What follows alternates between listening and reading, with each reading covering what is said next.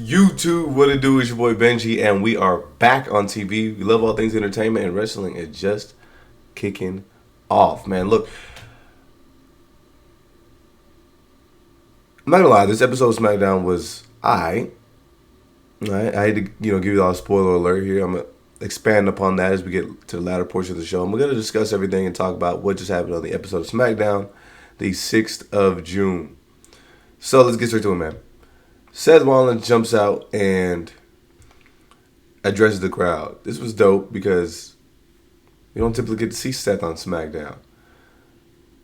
Comes out with his boys, the boys in suits. I think it's just hilarious how these guys are like so well dressed and Seth Rollins comes out looking crazy every time. But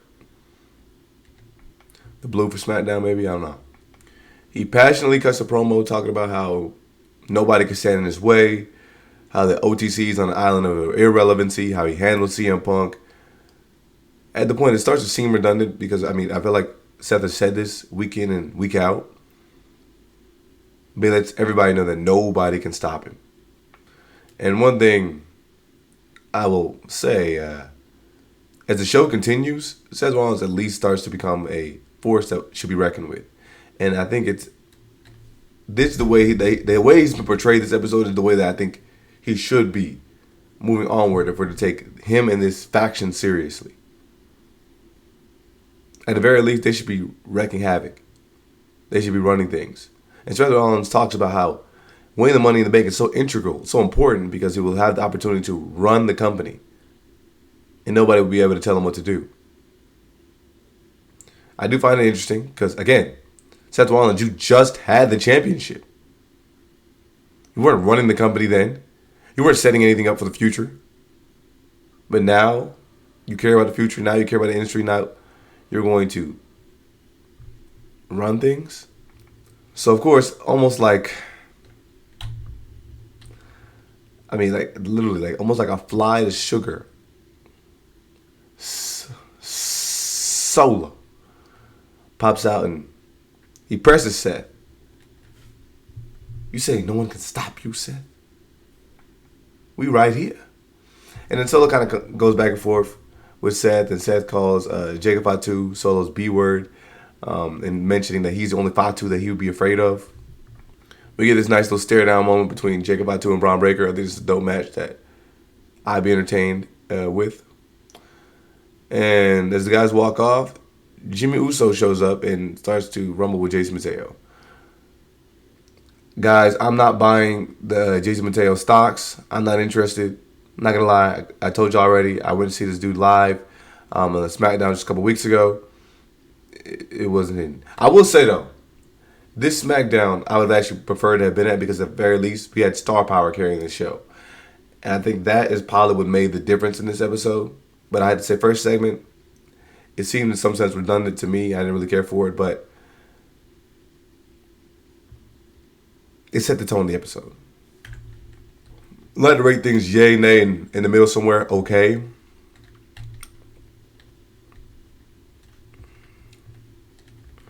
That barely makes it okay. Simply because we got this face-off between these guys. And Solo at least explains the plot lines that have been skewed and misconstrued they've all been asking questions about. He says, why did Bronson Reed just go ghost and then show up with the ops? Good question, Solo. He addresses Seth Rollins and talks about how these guys are a Temu bloodline. Facts. Let me get this match.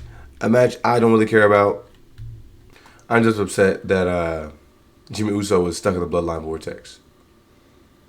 He's not going to truly get this opportunity to shine. We do get a moment here where Jacob Fatu and Jason Mateo have a mix-up with a bump, and looks like they're not on the same page. This is going to cause some heat amongst the crew.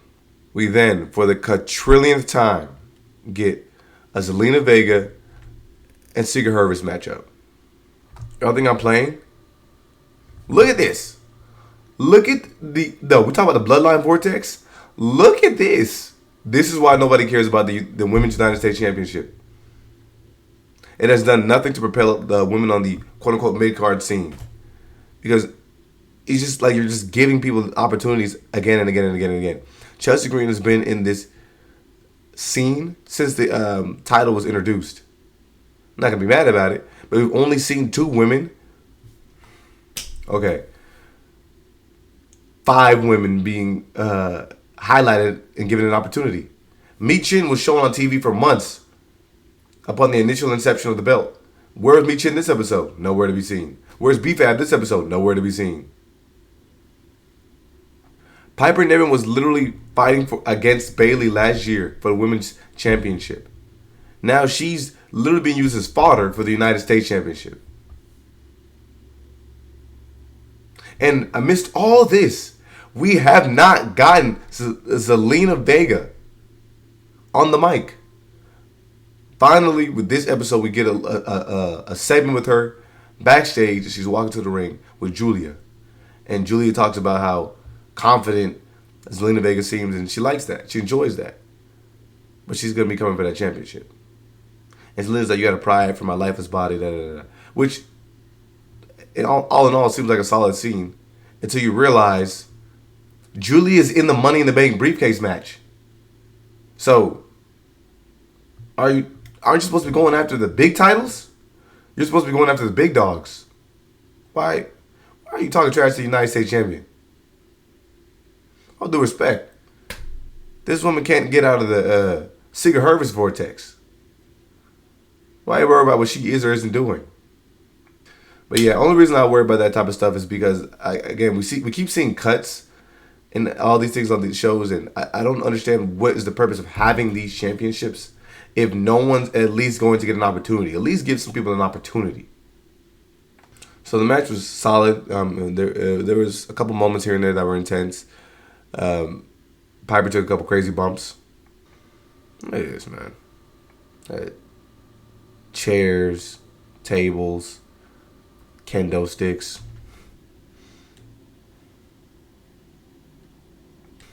And then, of course, Julia decides to interrupt the match.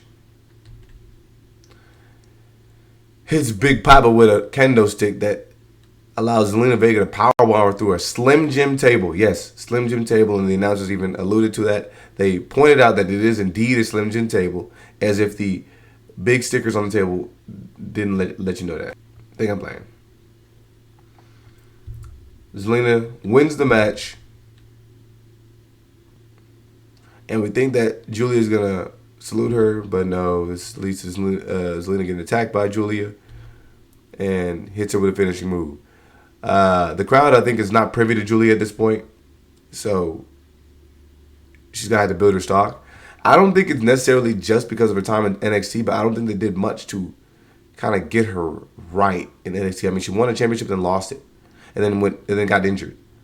She literally lost it to Stephanie Valkyria, got injured, and then disappeared, and then came back, and then disappeared. So, I mean, it hasn't given many fans an opportunity to really kind of see her for what she is. So I think it's at least dope that she's getting some screen time. But it's very, very, very, very apparent that Julia is gunning for the United States Championship. So, I mean, anybody with a little bit of sense realizes that she's not winning Money in the Bank. And I feel like, again, this starts to like make the Money in the Bank make no sense. If anybody can just propel themselves into any championship opportunity, what is the point of the Money in the Bank? Is it just used as a plot device for you to just get an easy win? Because at one point it used to be an opportunity for you to even get in those conversations when you weren't in those conversations prior to. We then get the megastar. He sees a little sorrow because, again, this is his third time doing this. Talking about how he wants to climb the briefcase to the tippy top, pull down the briefcase, and win him a belt. I mean, dude, I do not understand why LA Knight is still on SmackDown. Please get these people away from him. He keeps getting sucked back into the bloodline vortex, dealing with bums who have no business dealing with him. Prior to him coming out, we get an Aleister Black promo talking about how upset he is at LA Knight because he's ruined his opportunity at Money in the Bank. But Aleister Black, what are you talking about?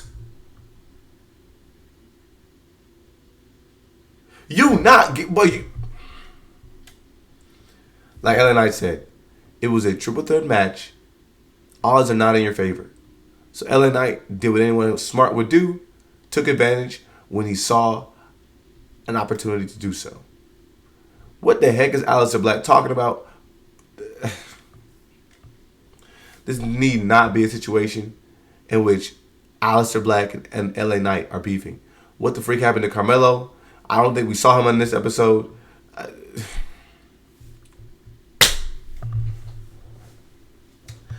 So this for me is when the show starts to completely go downhill. I mean, dude, why do we care about this? These dudes look like 40-year-old men fighting each other because they're so slow. There's some different and distinct styles. It was all right. There was some like good, I guess, reversals and whatever. There was some creativity out there. One thing I will say, LA Knight does bring out some moves. I will say, I feel like he gets to try a lot of new stuff when he's out there. But it doesn't last long because Seth Rollins comes out there with his boots and stomps LA Knight right to the floor. And then after a quick confrontation with Seth Rollins, who's the man who actually took out Aleister Black's eyes, so if you notice the attention to details, Aleister Black's eyes are a little different. Braun Breaker spears him to the floor. And I'm not mad at this. Again, I think this is the way that Seth Rollins' group should be presented. If y'all want to be running things, if y'all want to be the ones wreaking havoc, then y'all need to make yourselves present in every opportunity to do so. That's what we saw the Bloodline do. Every opportunity that there was for these guys to make a statement, for them to be included and show that they need to be present in all these opportunities, they made it happen. Now, how are you going to say you're going to make the future of the industry and then you're just sitting backstage while everything unfolds? Absolutely not. Take matters into your own hands. This at least falls synonymous with what Bronson Reed was looking to do prior to him getting injured. I'm all right with this. And then another spear. After a quick backstage segment in which we see Jade talk about what's expected of her after they announce the Night of Champions opportunity for the Queen of the Ring, Tiffany Stratton heads out there and talks about the same thing that she's been talking about since she's won the championship. Everyone wants to be like her, and it's going to be Tiffy time. So everybody better choose wisely about who they cash in on. Baby, you barely won your matches. So I don't want to hear it.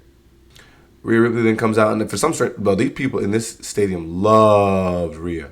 I think it's dope because, I mean, again, we don't get to see Rhea too often on SmackDown, so that was awesome. I'm still mad that I didn't get to see Rhea on SmackDown, but whatever, I'll let it slide.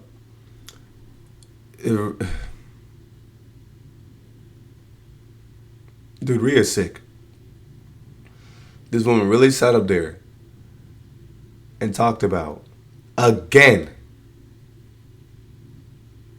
how starving. Like, this woman literally has zero character. Like, you know, like, there's people that don't know what to do with themselves when they've been removed from a situation. Like, you have former athletes or former celebrities who literally, like, lives just crumble apart when they're out of the spotlight. Like, these guys who were in the NBA and they don't know what to do with themselves afterward because they're just not accustomed to life without the fame, without all the adulation. This is literally what Rhea Ripley is. Without the championship, she has nothing. She literally has nothing. She has no character. She has no backbone. She has nothing to stand on. She has never developed anything other than I get championship, so I get to put championship on my shoulder, and I'm champion, and this is my title, and when I lose the title, it's the title I never lost. And she talks about how she never had to do Money in the Bank because she's always been champion. She never had to. Again, this is why she should not win. Because she can show up on any show up in any instance, and just put herself into the championship conversation. Again, I believe she needs a little bit of depth. She just shows up on this show, is talking to Tiffany Stratton, and the crowd is going insane. Why does she need a championship? I think Santi Stop made a good point. The WWE would probably love to sell Mommy in the Bank merch. And at this point, money supersedes anything that the WWE is looking to do. So regardless of solid storylines, money comes first. So I can absolutely see that happening, unfortunately. And then we get an aura off with Stephanie Vaquer entering the arena. And she's so cool, man. Alexa Bliss shows up. I don't even know why we care. Our GOAT, Naomi's there. And these women just battle it out. Don't understand why this happening. Again, Nick Aldis is probably one of the worst GMs ever because, dude, he shows literally have nothing planned.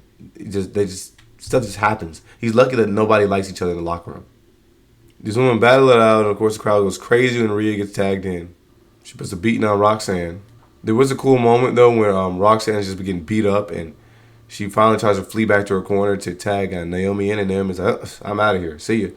Let's not forget that we're going against each other literally tomorrow, less than 24 hours. Thank you. That made a little bit of sense. I'm cool with that. Thank you, Naomi. Grab a little more heel heat, and she eats some finishers here. Rhea and her gang stands tall for some strange reason.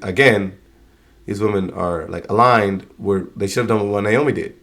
You guys are all supposed to be competitors tomorrow. You had an opportunity to take out your biggest competition, your biggest op. Y'all, Rhea Ripley is still standing. And she's the one that the fans want to win. She's the one the machines want to win. And she's the one that has had the championship for the longest time out of all of you guys, right? At least in recent memory.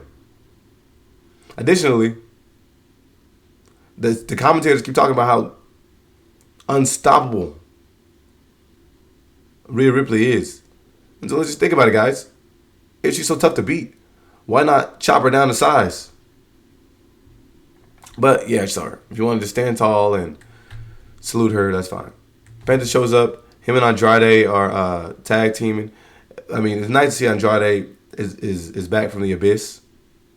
I told y'all, bro, as soon as Charlotte showed up, this dude had gotten 0 ZV time. So now he's teaming up with Penta against American Made. Penta literally was just on TV the other day, but, I mean, this dude's going to fight 100 matches. Because I'm pretty sure he's supposed to be fighting at AAA tomorrow. For what it was, this match was entertaining. I mean, the Creed brothers are going to do that. Penta's going to do that. Andrade's going to make that happen. I mean, all in all, it doesn't really make any sense as to why these guys are teaming up much. I mean, Chad Gable doesn't really like Lucha Libre, so there's that. Rey Fenix is on the show, so I mean, I think it was interesting that we got Penta and not like a sliver of like, hey, Rey Fenix, it's your brother. Yeah, and then my boys continues to interrupt Gable's opportunities. At Success, he's probably taking an L at AAA. I'm my boy right here, the Vikingo. But yeah, Penta and Andrade win. Andrade, I don't know what you're doing. You're supposed to be having a match tomorrow, but I don't think anybody thinks that you're winning the Money in the Bank briefcase. We haven't even heard Andrade talk about the Money in the Bank briefcase. So there's that. Anyways, Seth shows up and stops his boy heading to the flow. Bang, bang. Then these boys catch a spear. Zinazunabe. Rhodes shows up. Him and the crew get face to face, and they just stand there staring at each other as we wait for Jey Uso to get to the ring. Seth is like, I ain't got time to keep waiting for this, so he just walks out of the ring. And then Cody asks the crowd, what do you want to talk about? And they talk about nothing. I ain't gonna lie. They talk about nothing. I don't really care what they're talking about. Jey Uso just gets the mic to tell the crowd to do one word. Yeah. We then get the entrance from John Cena. This is why I said I'm just mad I went to the show that I went to, because I didn't get anything, bro. I didn't get any of this here. This is like, at the very least, bro, if you paid your money here in Bakersfield, California, you got to see some stars. I ain't get none of this motion, man. Yeah, but John Cena's out there in like Lakers-inspired gear, and he tells the guy to do the thing where he tells him he's the greatest of all time. Logan Paul gets out there, and these guys start brawling. He tries to punch Jey Uso.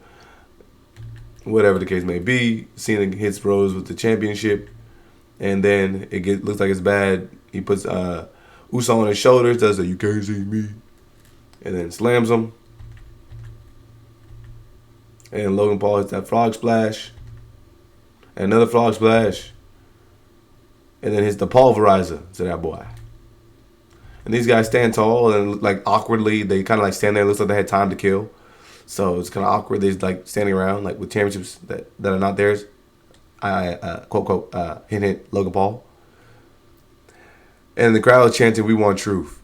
And then Cena, I guess, on the fly, grabs the mic and says, "You guys can't handle the truth. You guys are all hypocrites asking for the truth when you're all liars." So I think it was at least a good enough call to the match of truth. I think a lot of people were asking for the storyline in true life to make a little bit of sense that Cena could have been the culprit as to why R-Truth got released from the company.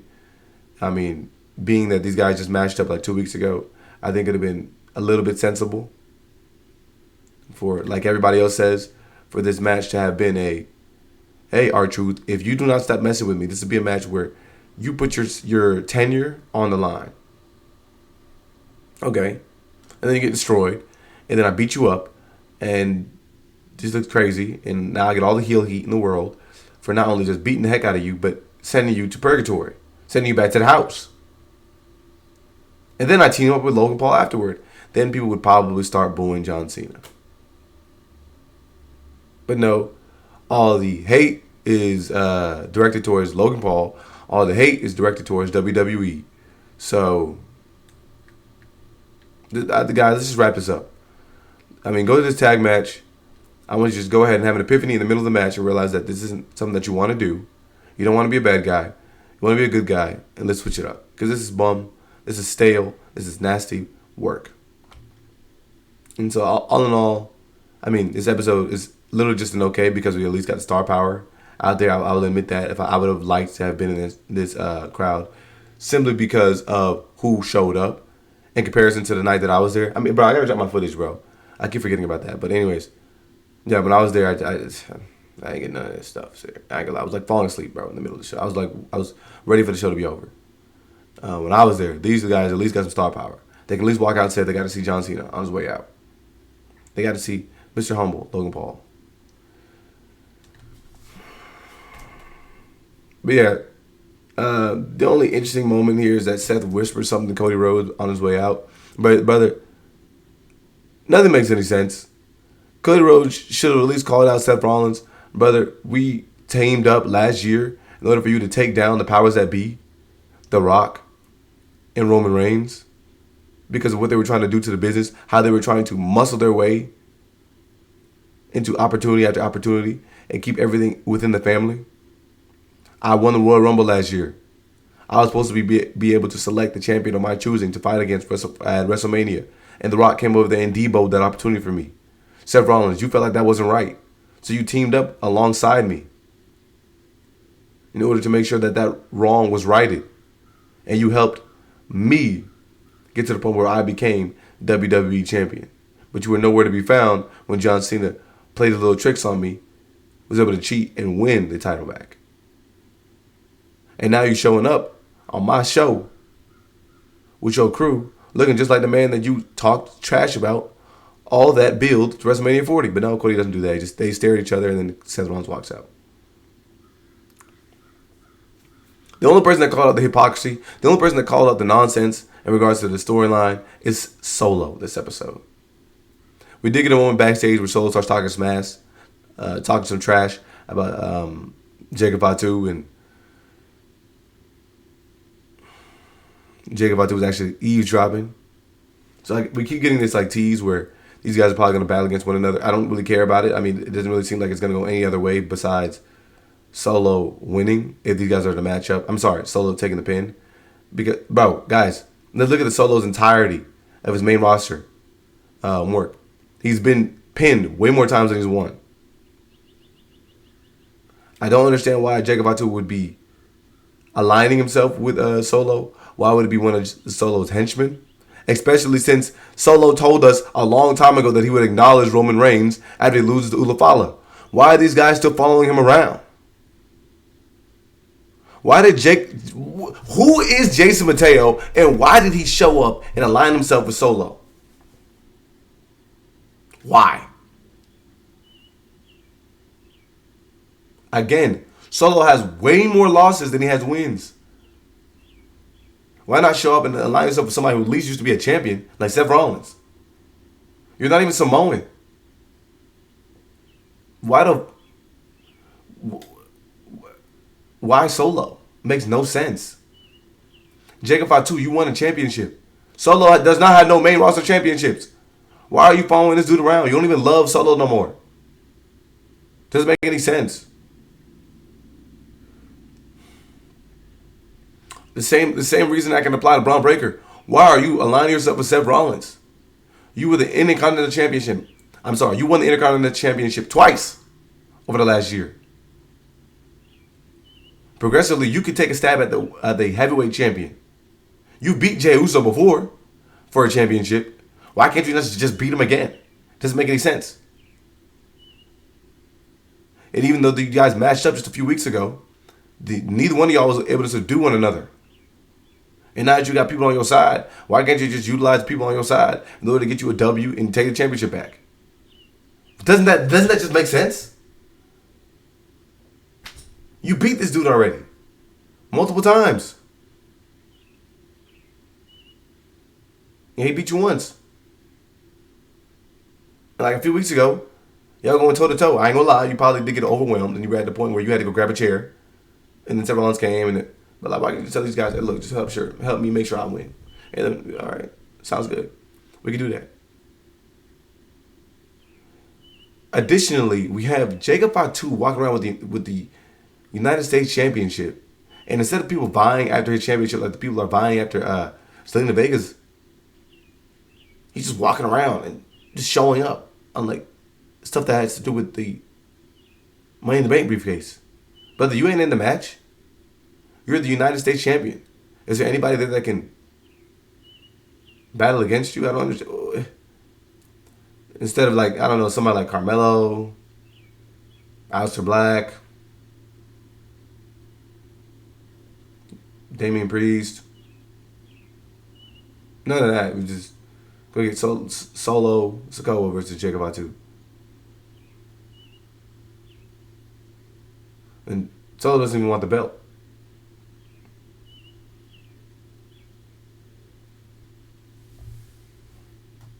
So again, outside of star power on this show and the lack of it that you typically see on a week-to-week basis, nothing up here makes any sense. These guys had to come out here and save the show. Because we all know SmackDown was headed to the toilet. I wouldn't actually be mad at Logan Paul holding the championship. I don't know what John Cena plans to do to ruin wrestling. Why is Logan Paul holding the championship belt? Like, Gunther doesn't have a match against this dude on Monday. Logan Paul's not even in the championship picture. Why does he keep holding the championship? You're going into a tag team match in which none of the titles are on the line. This doesn't even make any sense. Why do they keep doing this? Why do they keep alluding to Logan Paul being a champion? He does not have an opportunity to do what you had your match and you lost it. You don't have a rematch. You're tag teaming. I would have said, why am I tag teaming? The title's not on the line. Why do they keep talking about Logan Paul winning a championship when he doesn't have an opportunity to do so? The next challenger is Gunther.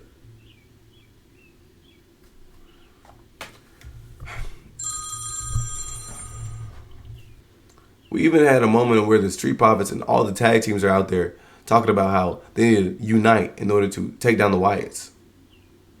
Nobody cares about the Wyatts, man. I feel like that's at least the one portion of the show that they're trying, though. Don't know what happened to Pretty Deadly. I will say that's a little confusing to me. This guy disappeared. We didn't get Santos and his boys, but I guess they're going to be at AAA. Worlds Collide, so I guess they don't need to be on the episode. I don't know. I just look at it like, where does this logically follow itself? Like, after next week. Like, nothing that happened this week really matters next week. Other than Jacob Fatu saying, Solo, I heard you. Just, like, let's think about it, guys. The only thing that impacted, the only impact we should see after this week episode of SmackDown would be Jacob Fatu being like, Solo, I heard you. Nothing that happened on this episode progressively follows itself to the next episode. Because Seth Rollins is going to be back on Raw.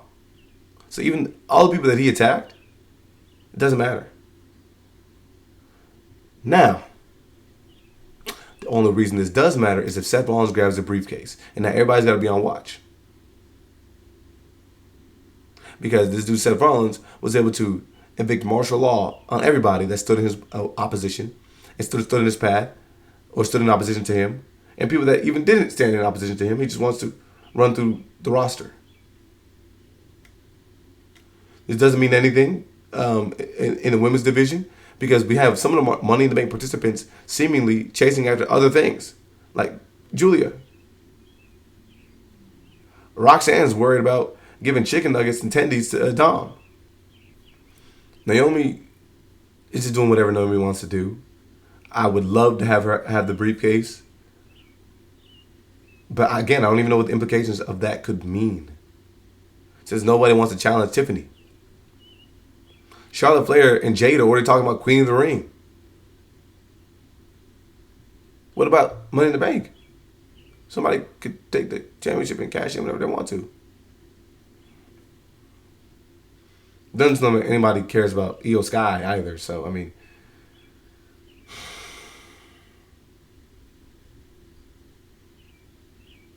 And I don't think they should. Because logically, again, people like Mommy can go get their match against Io. So, why would you care about the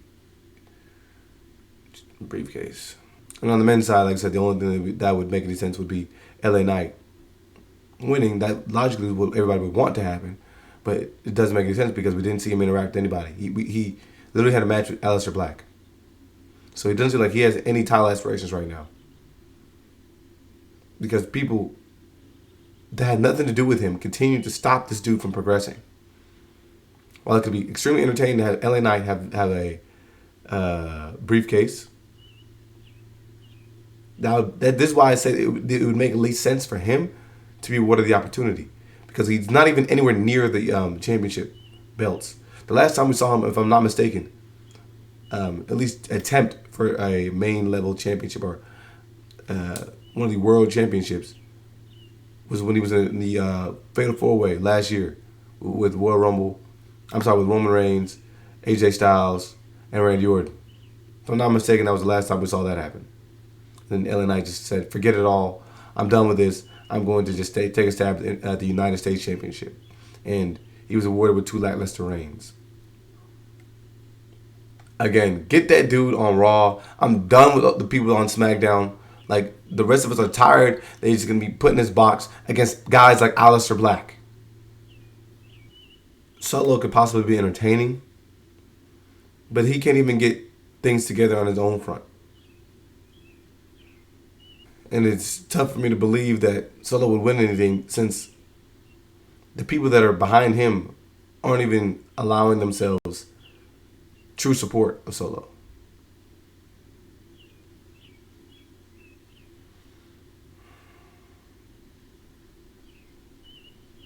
He's literally on the same show with his brother Jimmy Uso, and they just beat him up. Like, I don't know. Again, like I said, the only reason that this episode was okay because it was the star power, but logically, if you had to follow everything storyline-wise, again, everything happens on the show, and it's almost purposeless. There's no rhyme and reason as to why we have things we do see on this episode. So it is what it is. On to the next one.